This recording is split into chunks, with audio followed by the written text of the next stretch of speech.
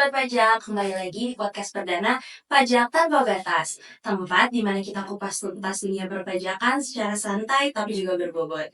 Perkenalkan, aku Audrey dan hari ini kita akan bahas topik yang makin relevan buat para WNI yang mau kerja atau mau pindah ke luar negeri. Apakah saya masih wajib bayar dan lapor pajak di Indonesia? Tentunya aku nggak sendiri kali ini untuk mengupas topik hari ini, karena aku sudah ditemani bersama dengan Kak Ana. Halo Kak Ana, gimana kabarnya hari ini? Halo Audrey, halo juga buat semua pendengar setia podcast Pajak Tanpa Batas. Seneng banget bisa ngobrolin topik yang kadang bikin bingung tapi penting banget ini.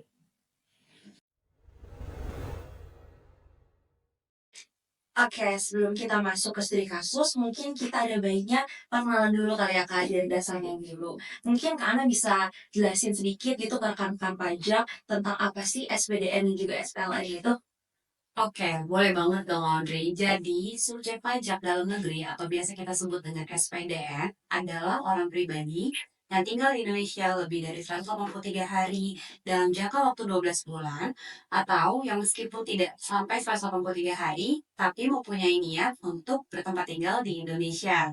Sedangkan subjek pajak luar negeri atau SPLN itu adalah orang yang pribadi yang tinggal di luar negeri dan tidak memenuhi kriteria SPDN tadi, Audrey.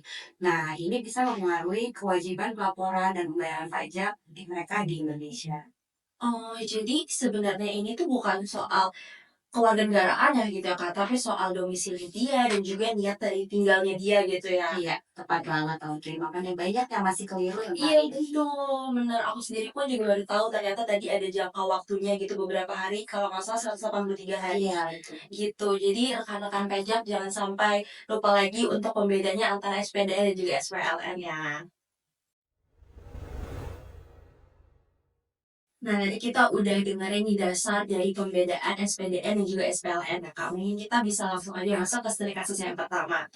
Nah, di studi kasus yang pertama ini tentang kerja di luar negeri. Misalnya nih Kak, jadi dia seseorang, dia itu dulu udah kerja dan punya aset di Indonesia. Terus dia dapat tawaran kerja nih di luar negeri, dia pindah, menetap, bahkan sampai punya penghasilan di luar negeri ini. Jadi sebenarnya dia nih subjek pajak ini masih harus tetap lapor pajak di Indonesia apa enggak sih Kak? Nah, kalau dia udah tidak tinggal di Indonesia dan sudah memenuhi kriteria sebagai SPLN, maka dia nggak punya kewajiban lagi untuk melapor SPT-nya di Indonesia. Tapi kalau dia punya aset terkait dengan rumah ataupun apartemen yang menghasilkan penghasilan di Indonesia, misalnya rumah yang disewakan ke orang lain, nah itu dia mempunyai kewajiban nih dari penyewanya untuk memotong PPh pasal 26 sebesar 20% dari penghasilan sewanya itu. Oh, jadi meskipun udah berstatus nih Kak jadi SPLN pun, tapi asal dia masih punya, penghasilan gitu dari Indonesia, dia tetap harus berkewajiban untuk bayar pajak gitu ya, tapi Iya, lewat pihak lain gitu? betul, betul banget. Itu yang kadang rekan pajak terlewat, Audrey. Iya, mungkin ini jadi ingat ya rekan-rekan pajak meskipun kalian sudah berstatus sebagai SPLN, tapi kalian tetap punya penghasilan di Indonesia, jangan lupa untuk tetap bayar pajaknya. Kita udah bahas soal studi kasus yang pertama tadi ya Kak ya. Jadi sebagai pengingat buat rekan-rekan pelajar semua, sekarang kita akan masuk ke studi kasus yang kedua yang lebih kompleks lagi tentang menikah dan juga menerima warisan. Jadi misalnya Kak, dia itu seorang WNI. Seorang WNI pindah ke luar negeri, menikah dengan sesama WNI juga yang udah lama nih tinggal di luar negeri dan udah berstatus sebagai SPLN. Lalu subjek pajak ini itu menerima warisan dari saudaranya di Indonesia. Nah, status pajaknya gimana tuh Kak? Kalau dia ikut sistem pajak suami, dia bisa juga penghapusan NPWP dan ikut sistem suami sebagai SPLN. Tapi kalau ingin tetap pisah, dia harus bikin surat pernyataan dan perjanjian pisah harta. Intinya, dia akan dianggap SPLN dan tidak wajib dalam lapor SPT. Oh, berarti kalau gitu gimana Kak dengan penghasilan dari rumah warisan yang disewakan itu? Nah, untuk rumah atau warisan, utamanya warisan nih yang belum Mhm. terbagi, dianggap merupakan tambahan penghasilan dan dapat dikatakan pula atas warisan tersebut dapat menambah jumlah harta kekayaan bagi ahli waris yang mendapatkan hak atas warisan tersebut. Hal ini mengakibatkan rumah atas warisan tetap dikenakan pajak penghasilan yang berupa PPh final seperti dengan studi kasus yang pertama yang tadi aku bilang itu sebesar 20% dan akan terutang pada saat ahli waris akan melakukan balik nama sertifikat atas tanah dan atau bangunan atas warisan tersebut.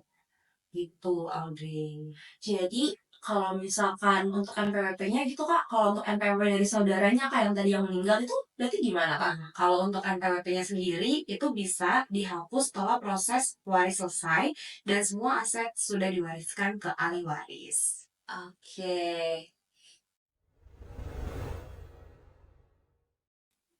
Berikutnya kita akan masuk ke studi kasus yang ketiga. Ini udah halfway through ke akhir nih ya Kak, tentang studi kasus yang ketiga tentang mahasiswa di luar negeri tapi dapat warisan. Jadi ada seorang mahasiswa, dia ini tuh berangkat ke luar negeri, tapi statusnya sebagai pelajar. Terus dia kerja di sana selama beberapa tahun, dan orang tuanya yang masih ada di Indonesia, itu tuh dia mewariskan aset nih kepada mahasiswa tadi, berupa tanah dan juga bangunan. Nah, untuk yang seperti ini gimana tuh berarti Kak, status pajak?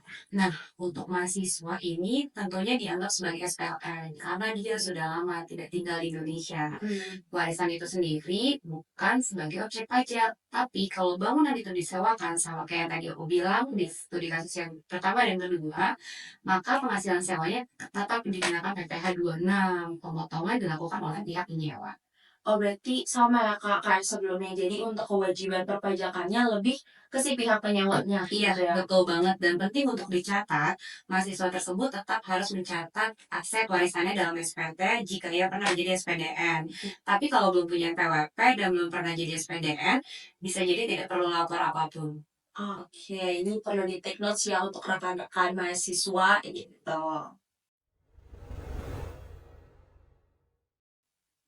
Terakhir nih Kak, kita udah mencapai studi kasus keempat atau yang terakhir tentang pensiunan dan juga hibah ke anak yang di luar negeri.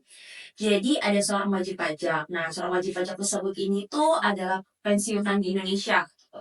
Jadi subjek pajak punya dua anak. Satu tinggal di Indonesia, satu lagi tuh udah jadi SPLN dan warga negara asing.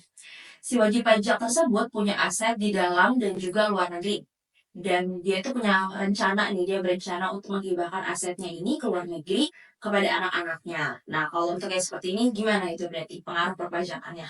Nah, untuk ini, selama wajib pajak masih tinggal di Indonesia, ia tetap dianggap dengan SPDN dan wajib lapor SPT, termasuk penghasilan bunga ataupun sewa yang dia miliki. Kalau dia punya aset luar negeri, harus tetap dilaporkan di SPT.